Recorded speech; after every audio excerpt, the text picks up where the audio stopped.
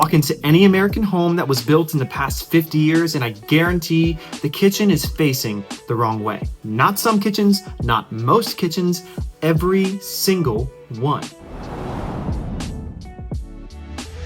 Hey, I'm Adam Stinespring. I'm a realtor here in Lynchburg, Virginia, and after walking through hundreds, if not thousands of homes, I started to notice something interesting. For some reason, we've designed our kitchens to face away from the things that matter most in our homes. And once you see it, you'll never not be able to see it when you're looking at houses. Fair warning, this might just ruin your dinner parties. Now, this isn't about granite countertops or stainless steel appliances, though we can definitely talk about why, for some reason, the new style is creating kitchen islands the size of a small aircraft carrier. But this is about the fundamental design flaw that's been quietly but assuredly making families less connected for decades. And honestly, most people have no idea it's actually happening. Let me tell you a story about a client. Last spring, they called me and said that they want to look for a new house so they can finally feel like a family again. I was like, that's an odd way of putting it, right? I obviously had to ask them what they meant. I was expecting them to say something like, we need more space, or maybe we need better schools. But instead, they explained that in their current home, they are very cook heavy, right? They do a lot of things in the kitchen, and they felt entirely disconnected anytime they were cooking, cleaning up, or organizing kids' lunches. The kitchen just faced the wall. When someone was cooking dinner, they would start staring at the cabinets while their kids and the rest of the family was doing fun stuff in the background. The mom even said, sometimes I feel like I'm literally missing my own life. Maybe the kids are doing homework, or the husband from behind is trying to have a conversation with the back of her head, and she just has to respond to the microwave or the backsplash. And this obviously stuck with me because, probably like you, I'd never really thought that hard about it before. This client had just identified something that has been running rampant in our houses for generations. It's crazy that modern American kitchens are now designed to isolate the person who is debatably doing one of the most important jobs of the home. Think about or go to your kitchen right now. Where do you stand when you're cooking? What are you looking at? Are you facing towards your family or away from them? And no, you looking at your own reflection in the microwave does not count. But here's what's crazy about my client's situation, and it hit me. The kitchen isn't just where we prepare food. It's honestly where many families connect. Maybe the kids drift in after school, they grab a snack and they tell you about their day. Maybe your partner is, leaning on the counter talking through what's happening tomorrow. My wife's family, and especially at parties, tends to just gather in the kitchen despite there being very nice, expensive, comfortable furniture in the living room that would likely make our bums much happier. But I digress. The truth is, the kitchen is the emotional center of the home. But for some reason, we've now designed it like a factory workspace. Or maybe even worse, it's starting to feel like we're being punished for being willing to cook for our families. Most kitchens have what I call back to the world layout. Maybe the sink faces a window looking outside because, are always much easier when you're watching neighbor's dog do their business. And the stove faces the backsplash wall or the microwave. The person doing the cooking, the cleaning, the organizing is literally physically turned away from everyone and everything else. But here's the psychological part that really gets me. When you're facing away from people, you're no longer just missing conversation. We are unconsciously separating that our work and our family life is totally separate. Like, okay, if I'm in the kitchen, I am the employee, and then all my family becomes the customer. I started thinking about my kitchen. My sink looks outside, so I can see my neighbor and judge their landscaping. My fridge, there is nothing over in that corner.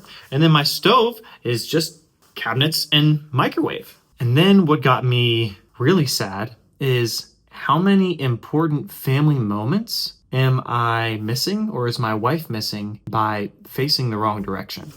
So the real question is, why would we design kitchens this way? Well, it actually started back in the 1950s with what designers call the triangle workflow. The idea was to create maximum efficiency. The sink, the stove, and the fridge perfect triangle. The goal was speed and convenience, obviously not connection.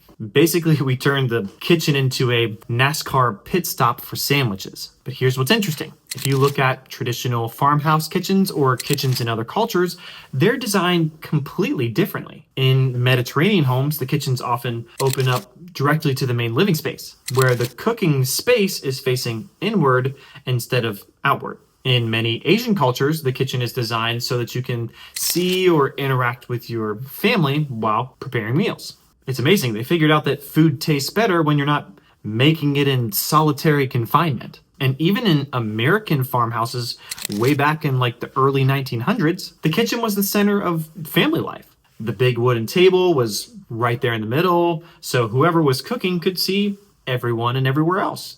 Now, of course, back then, cooking was very much, try not to burn the house down with the wood stove, so maybe it required a little extra supervision, but you get the idea that somewhere along the line, we started prioritizing efficiency over connection. Now, I'm definitely not saying that we should go back to cooking on wood stoves in the middle of the room. I definitely prefer my eyebrows right here and not singed off. But I'm definitely saying that we might have lost something important when we decided that the person who is feeding our family is going to be the one who is isolated while doing it.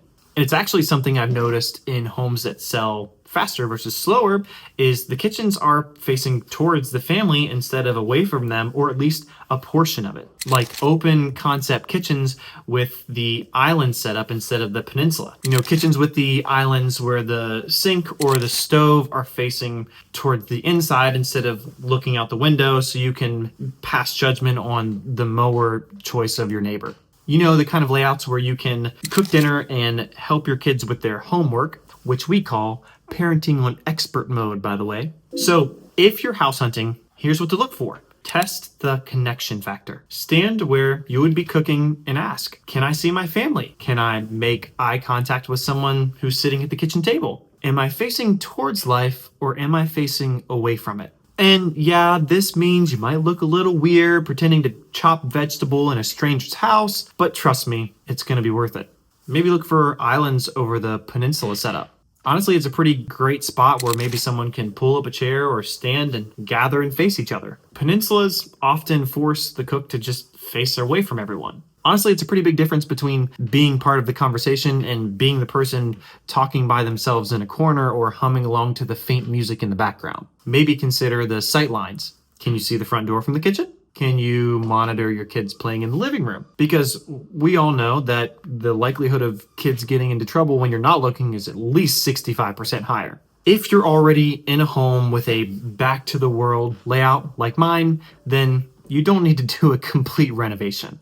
If you do, I have some great contractors, but sometimes it's as simple as rearranging some furniture near the kitchen so people can naturally gather while you're cooking. Like our kitchen and dining room are connected, so we have a table right there that does make it easier because the living room is in a separate spot. Again, this is where open concept layouts do have a little bit of an advantage. But maybe if not, then maybe you could add some bar stools.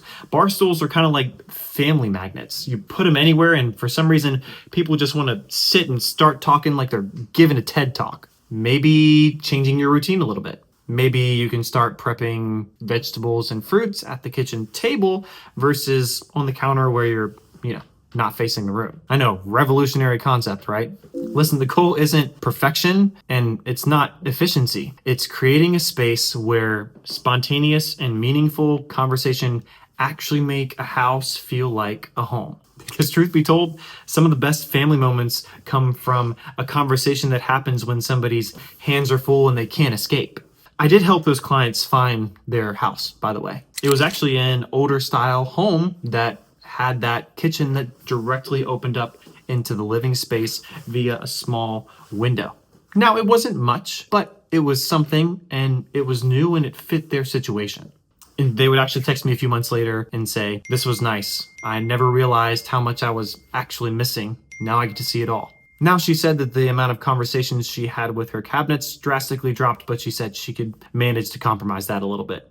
This is what good design and intentional action can do. You don't want to just make things look nice. The things we do shape how we do it in our daily lives, often in ways we may have not even noticed. So next time you're in a kitchen, maybe ask yourself, which way am I facing? Am I in the conversation or am I out of it? Am I talking to people or appliances? Yes, the fridge is a pretty good listener, but really not good for advice. Maybe the problem isn't that families don't spend enough time together. Maybe the problem is that we've designed our homes to keep us apart even when we're in the same exact space. Your kitchen should connect you to your family's life, not separate you from it. Because the most important moments are not gonna happen when everything's perfect and planned. They happen when someone's making dinner and someone else is talking, and you should definitely be able to see both. I'll see you at the closing table.